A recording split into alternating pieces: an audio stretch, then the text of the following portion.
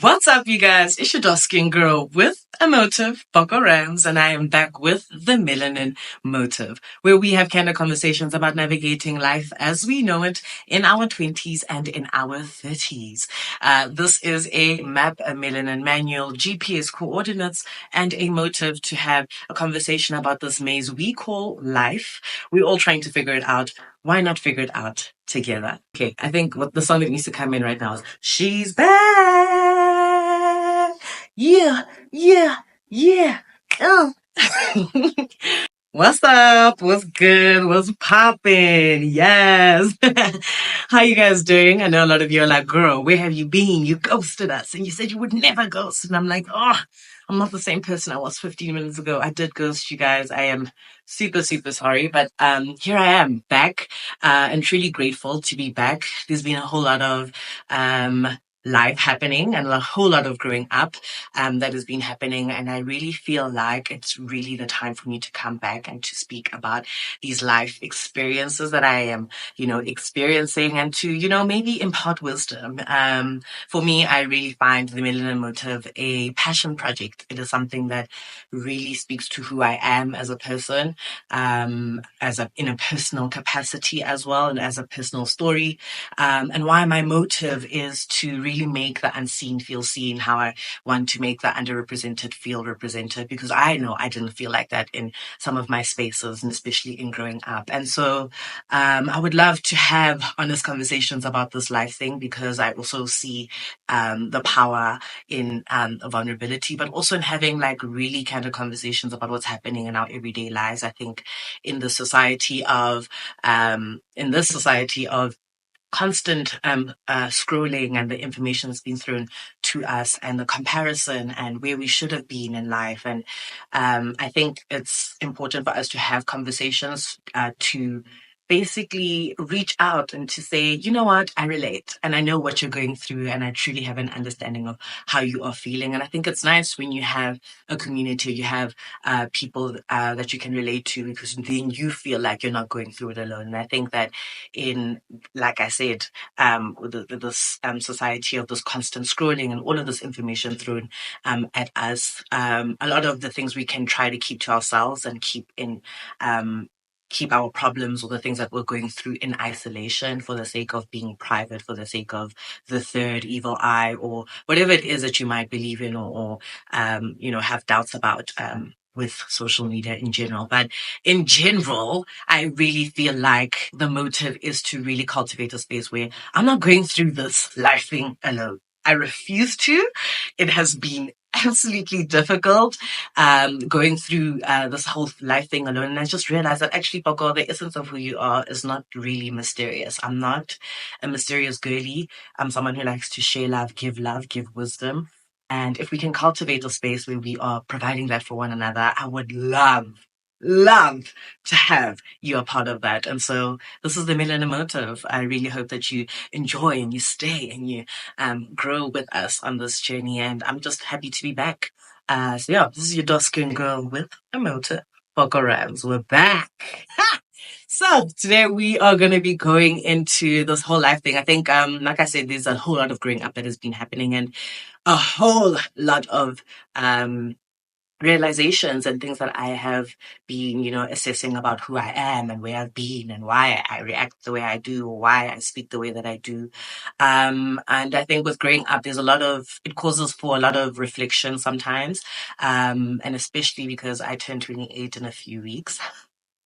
Scary. That's so scary. Yeah, it's actually crazy. The other day, somebody was telling me about our 10-year reunion, and I was like, oh, it's crazy. How is it that I'm out of school for 10 years? Anyway, that's a topic for another day. There's been a whole lot of that zooming in of, wow, okay, this is what life really is. Like, you're an adult. Now you know that you have to pay for this. And that every time your mom said, "Have you not chelete?" and you saw that 200 rand in her bag, and you're like, is a crack. I literally just saw like 200 rand in your bag and you're telling me I don't have money. Now I'm in the stage where I'm like, I finally understand that that 200 rand ineseveta somewhere else, because now the adulting package has now, come into my life. Now I've subscribed to the adulting package, and nobody told me that I can't back out of it. So that's funny. One of the things that have been a hurdle in my life is people pleasing. Your girl is an Olympian in people pleasing. I'm there each season doing the absolute most, winning medals and stuff. It's crazy what we're doing out here for the team. But I would love to very much retire from that department, because I'm seeing that, girl, you doing too much. Like, I've been doing the most, trying to ride for people, trying to show up for people. I actually just went through, me opening my eyes to that, oh, okay, guys, I'm living life. My frontal lobe developed. Welcome. Ding, ding, ding, ding, ding. A lot of people say that, your frontal lobe starts developing when you're 25. So you just have this, zoom in into, oh, okay, this is what life is. I mean, this is what it felt like for me, where I just zoomed out and I was like, okay, this is what life is. This is where I am in my life. It's kind of like, when you're like a baby, and you don't know that you don't know that you're a kid, and so you at some point the frontal lobe just switches on, and you can see that, oh, okay, that's dada, and that's mama, and that's my toy, and I can cry just to get their attention. I think that happened for me in this stage. It's just in adulting, I can't necessarily cry to get anyone's attention because nobody really cares. Okay, that was so dark, but yeah, I think that's also just the reality of life in general. People say it really be like that in life sometimes. And I think I agree. It kind of be like that sometimes. And I think one of the things that I saw that was a big hurdle in my life was when I had a conversation with my therapist. I started going to therapy because life was absolutely grabbing me. I was going through a lot. And because I'm so intentional about my healing, intentional about my state of mind, especially because, sometimes you can have so much of conflict, and the battle of the mind becomes really overstimulating. I really wanted to go to therapy and just to debrief, gahle, what is happening in my life, only to be told that, hey, girl, this is adulting. But more so when I was, in the session with her, I kept saying, yeah, I'm just so tired. I do this and and the one thing that she kept picking up, she was like, Poko, like, I keep picking up the fact that you keep saying you're tired, and, you know, with everything that you've been, venting about how this has been happening in your life, you keep saying you're tired. I think the reason is you are a people pleaser. You are exhausting yourself doing the most for other people. And I was like,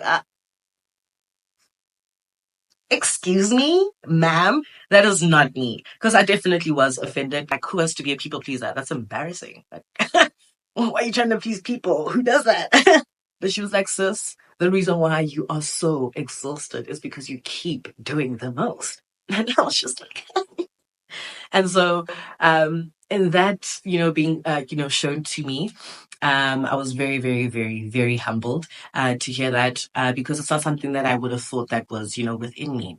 In my head, I'm like, I don't think I need the approval of others. But now when I looked at it and I reflected back after that, having a conversation with my therapist, I looked back and I was like, as I reflect, I can actually see the patterns. I can see why I'm exhausted, because I keep doing the most, trying to please people. And why am I doing this?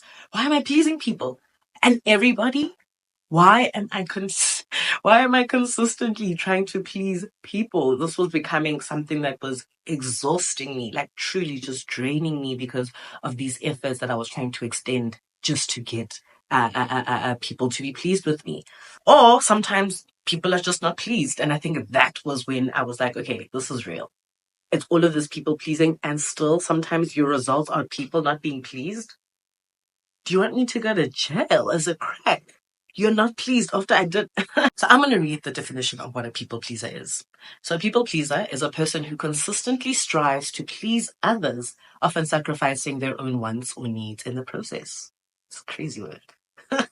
Imagine somebody calling you a people pleaser. Yo, when I catch that therapist, it's on site. It's on site. She got a point though. It's a person with a strong urge to please, and they may feel they need to be whatever others want them to be, or they cover up how they really feel, or they just can't say no. And I think there's a whole long list of what it is that we do. And I think there were a lot of things that I was picking up over here about, people pleasing. And I was just like, yeah, I definitely struggle to say no. I definitely do things even at my own convenience, try to make other people feel more comfortable than I am. Even if I feel uncomfortable, I'm trying to make sure, are you good? You fine? You good though? Even though like I'm sitting here, like literally getting hurt and you're okay. So, a lot of realization in terms of that. And it was something that I'm obviously like not excited to hear that Poko, you're a people pleaser. But what I also had learned is that, sometimes with people pleasing, you also become kind of two-faced because you are trying to obviously get people to be pleased with you, but there is a reason. And I also just assess the fact that it also might come from something deeper. It may come from past childhood trauma and where I come from. And I think for me, in my personal capacity, I feel like I just didn't feel really seen enough when I was a kid. And so I just seen or acknowledged enough when I was a kid. Um, and I think I just got into the cycle of maybe if I do this, then this person will see me. Maybe if I say this, this person will accept me. And so in turn, I think that it's also kind of like me wearing a mask. Because I'm trying to, do something in order for you to either see me or acknowledge me. And as much as that is something was really genuine and I was a kid and I couldn't have known that it was me trying to, get validation or to retrieve something from you or to retrieve love from you, for goodness sake. Wow, is this a therapy session? um, what I also had realized is that people pleasing could also really be kind of two-faced because you go along with things to avoid friction. You avoid conflict by not having or not showing your honest opinion. So you just keep quiet, which is something I did a lot. And I had the pressure to feel friendly all the time. Like for me, I was like, I think I'm just a nice person. So I'm just gonna, keep being nice, even when people were really like throwing strays at me, like constantly. And I was like, I'm just gonna be a nice person. Am I really a nice person? I was committing to things with genuine intent because I really wanted, to be there for someone. And so if somebody said, I'm having a baby shower, I need this, I do everything in my power to be everything and everything that person needs at that point. So that they feel loved, so that they feel supported, so that they feel seen. And I think for me, it really does come from that. I wasn't being a people pleaser out of trying to be two-faced. I think my intentions were really to um, heal the inner child in me that really didn't feel either seen or accepted or acknowledged. And so I had to do things to fit in. I had to say things, to be likable, because I didn't think that if I showed up as myself, that people would actually, accept me or be excited about who this Poko is. And it's crazy to have one conversation with your therapist and now all of a sudden we're here at being two-faced. This is crazy work. Other things like, you be there for someone, how you would expect someone to be there for you. And I think that's something that, I also had. I was like, okay, there were so many gaps in my life where I felt like I needed someone to be there for me in a certain way, and they weren't. And so the way that I will extend myself to other people is that I will try and be that example of this is how you are for someone who is going through a breakup. This is how you show up for someone. And I would hope that every time I was showing up for people in doing that, in making them feel loved, in making them feel celebrated, in making them feel supported, in making them feel, better about a situation, I would have liked it to be a thing of I'm an example of the kind of love that you could give and you could also give back to me. So I guess it is a little bit of a two-faced thing because I think I was trying to get something back, but in all honesty, it was the acknowledgement. It was the love that I wanted. It was the it was being seen that I wanted. And I think now that I'm like realizing it, I'm like, okay, girl, I can see that your efforts in what you were doing, you really meant well. but there were certain things that you were doing to maybe fit into a group because you felt like you were excluded. And I did. So many times in my life, there were so many groups that I felt, do I really fit in here? But I stayed there trying to fit in, and it never ever served me. And so now coming back to the conversation with my therapist and realizing why I'm exhausted was because I was doing all of this huffing and puffing for other people. And they were just going on with life like they were normal. They didn't care to serve me as much as I was. They weren't doing it at their inconvenience, just like I was. They weren't thinking that this is the way that they need to extend themselves back to me. And that's okay. I think it's a big thing to realize, and also just to see that, okay, now I need to kind of measure the kind of expectations that I have for people, because people are going to hurt you, or disappoint you, and expectations hurt in general. So it's limiting that, but I think it was now assessing that, okay, in the way that I extend myself and the things that I do, I need to also be realistic about what that person can offer me, instead of thinking that they can do the same thing that I did. For me, it comes from childhood trauma. For them, it comes from something else. But also, they're not a people pleaser, so they're not just like me. They're not like me. They're living their lives. Like, people, you guys are really out here living your lives. Like, I was the type of girl that, because I felt unseen and I didn't feel like I was, included in spaces. If I saw someone feeling the same way that I did, for instance, if I saw someone getting bullied and not being treated well, maybe in their friend group and stuff, I would be the type of person to be like, okay, let me go sit next to her and make her feel comfortable, make her feel like she's not an outcast, because that's my nature. But then for other people, they're just like, no, they don't really care. They're going to hang out with their cool friends and be okay, and not think about, how can I make that person who's sitting literally there by themselves, how can I make them feel comfortable? And so my mindset and in the way that I've thought is really like, how can I help them? How can I make them feel good about themselves? Why? Because there was a lack. There was a lack that I had, and I wouldn't want someone to have the same lack that I had and experience that, because it's not a nice feeling. And so, if I can extend myself in any way, I will do it. So the intentions really, really genuine. But obviously, the people pleasing and the constant trying to, get people's approval, obviously then it does have its manipulative and its two-faced tendencies, which I didn't understand. So your girl is two-faced. But in a good way. And I think what I had assessed from all of this is that I had the savior complex. I was constantly in this mindset of, if I can make them feel better, if my friend has a bad day, I will do everything that I can to make them feel better. And I would feel like crap if at the end of the day they don't feel good. Like, even now, like, my friend is going through something like really just heavy, and I really, really want to be there for him. But I can only extend myself so much. And I think I have done enough to extend myself. And it's hard because I want them to feel good.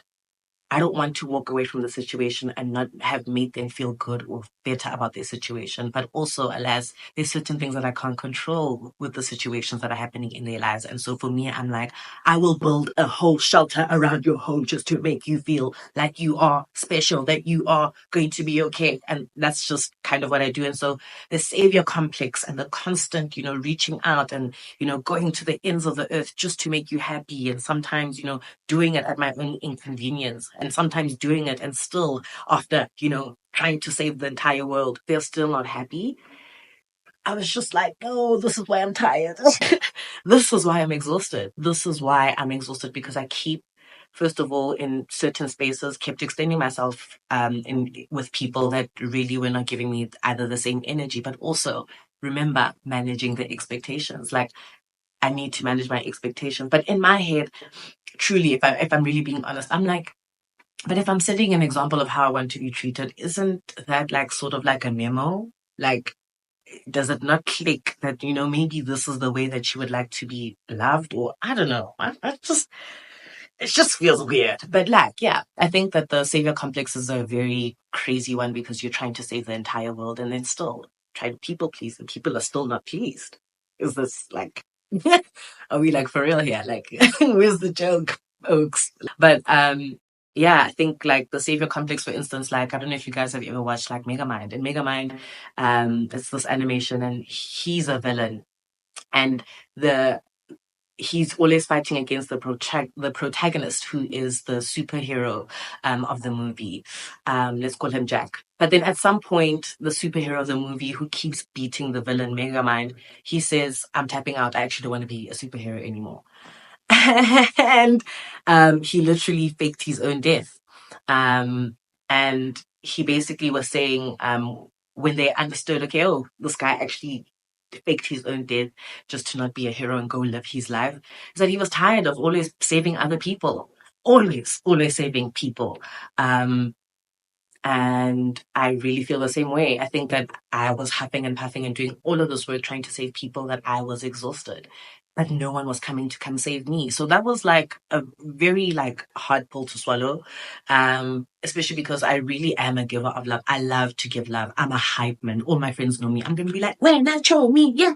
I'm like, "You look good today." I get out just talking, when I'm okay, how na want to oh, I'm that girl. It's not out of I'm trying to be pretentious or anything. I love to make people feel good. It is my nature. It is something that comes in the essence of who I am, how I give love. And because I want people to feel good, because I know what it felt like when I wasn't validated or, well, hold on. I know what it feels like when I wasn't, appreciated or made to be feel good, or, you know how people try to just humble you. But anyway, now I'm like, okay, you have to really just understand, okay, why do I feel like it's up to me to be the best thing for other people? Why? Even when I'm exhausted, even when I'm resenting them for all of the time and all of the efforts that I have put in to make them happy. And so I think that a part of it also sometimes can become a little bit resentful. I started to also just resent people.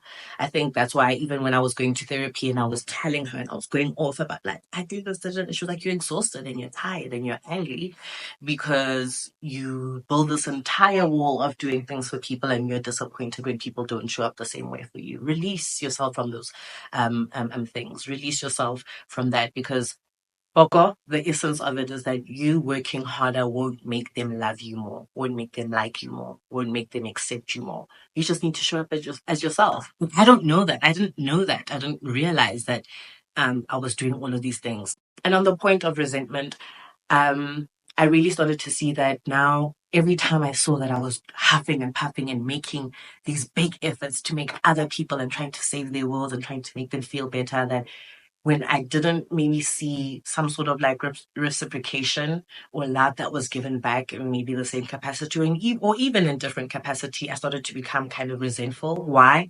Because I was building walls. I was, saving the world. I was taking that house and putting it over there like I was being a proper superhero. And other people weren't being superheroes too. So I was just like, why am I doing all of this work? Why do I keep doing all of this work? So now I'm getting resentful because I'm like, I really like every day I'm clocking in, right? So sorry. This is what we're going to do for the people, and then people just either maybe don't appreciate or they don't return it. And so I had to realize that in that resentment, Poko, you need to let it go, because you placed an expectation on people that maybe at first could never have brought what you would have expected. So you are here expecting something from someone that actually could have never provided it for you. So you're wrong. You're the problem.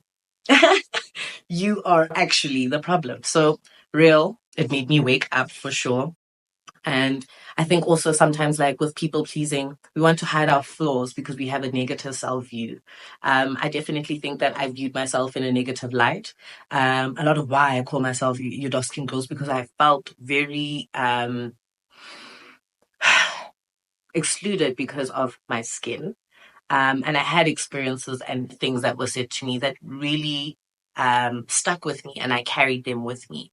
And so, in me trying to get someone else's love, or in me growing up and trying to fit into these spaces, I had this negative self view because I was not being myself and I was not showing up as myself. And so, for me, I was like, okay, if what I need to do is that I need to show up for the way I think that people would want me to show up. I think another reason why we might have, or I might have a negative self view is because um, I might have parts of myself that I don't love. And so I think that other people might not love them either. And I think that like that is like your self doubt. I also have this lack of, personal identity because I'm here, having this mask on, doing everything for everyone else, but I'm actually not in my essence. Do I really want to do that for that person? Do I really, really, really want to save them today? Maybe not so much. So I think that the negative view could be your self-doubt, a lack of personal identity, the internal isolation, the feeling of being alone or feeling unseen, which is the basis of what the Melanin motive is, because I felt alone. And so I was like, okay, how do I make other people feel seen? And that's why I'm here. Or, when you're looking at a negative self view, you can look at the lack of true intimacy with the people that are around you. And I think that's something to really assess, because your community and the people that you surround yourself with is very, very, very important. What I am learning in this age and what I want to impart onto you is that, like, let go of the riffraff and the noise of trying to please people. A lot of it has nothing to do with everyone else. I need you to focus on you. And right now, speaking to you. Yeah, I'm speaking to you. You hold so much worth and so much power. I need you to recognize that power. I want you to recognize that you have a seat at the table. I want you to recognize that you are the tree that was cut down to make that table. Now, Poko, what you need to focus on, now that you know that you're a people pleaser, focus on you. Focus on what it is that Poko needs. Focus on what it is that her dreams are, because you're here huffing and puffing, doing the absolute most, being everything to everyone, but you're not following your dreams. You're not having your podcast. Is a crack. All of this for people that maybe might not see you or maybe just don't see your efforts. Move all of that and move it onto you. Who is she? What does she like? What are her passions? How connected are you with your God? Making sure that you see yourself as this beautiful person, as this genuine person, before trying to find that validation and drawing, that love and the external factors into who you are. I want to leave you guys with a quote and maybe even a Bible verse. This quote is from Dr. Tema Bryant, and it says, "I hope you find somebody who speaks your language so you won't have to spend a lifetime translating your spirit." And I think for me, this spoke to me on another level, because I could see how much of energy I was investing trying to translate my spirit to people that never really understood me. I will also leave you with Isaiah 43, verse 18 to 19. And it says, "But forget all that. It is nothing compared to what I'm going to do. For I am about to do something new. See, I have already begun. Do you not see it? I will make a pathway through the wilderness. I will create rivers in the dry wasteland." And that is a message that I received from God in this new journey of me discovering who I am and, discovering my boundaries and so many other things. A lot of growing up in the stage of my frontal lobe developing. And I'm so glad that he was, with me in this time to, have these epiphanies and these realizations as I grow older. That as I step into, this new age, or in my new age, that I see myself the way that God sees me, and that He's making a way for me in the wilderness and in the dry wastelands. He's making rivers. So, for my people pleasers, I really, really hope that there is something that you can take from what I'm saying and this conversation that we just had. I really hope that you guys will, move away from, trying to please everybody, because at the end of the day, not everybody's pleased. Even after all of that huffing and puffing, people are still not pleased. So maybe rather let's just leave that entire thing and maybe focus that energy onto what your dreams are, what your passions are, what your talents are, and where you can use them and to serve a purpose in this world, because we all as a collective serve a purpose in this world with our dreams and our passions and our pursuits. And so I really hope that you also honor yourself, that you really, really try and like understand who you are in your essence. Really, really understand your authenticity and what you bring to the table, so that you're not spending your lifetime trying to translate your spirit or what it is that you meant. One thing that I definitely know that I didn't want to do was to take away the essence of who I am, which is being a lover, or and really extending myself to people the way that I would. I think it's just doing it moderately and also for the right people and for the right reasons. Really understanding what is the motive, why am I doing it, so that it's not something that's like, oh, I'm just trying to get something from someone. And in light of being a people pleaser, I'm gonna try and people please one last time.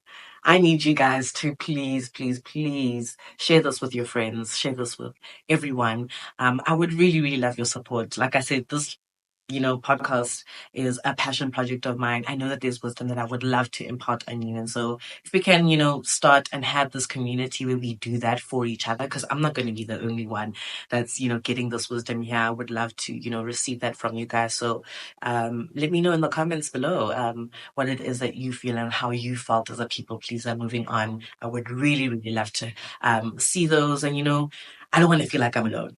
Am I alone? I'm not. So write something down right now. Thank you guys so much for supporting my passion project. This is the Melanin Motive, and I'm your dark skin girl with the motive Poko Rams. And I truly do hope that you'll be back for more and more and more as we try to navigate this thing we call life. Thank you very much for joining me. Mwah. Peace out.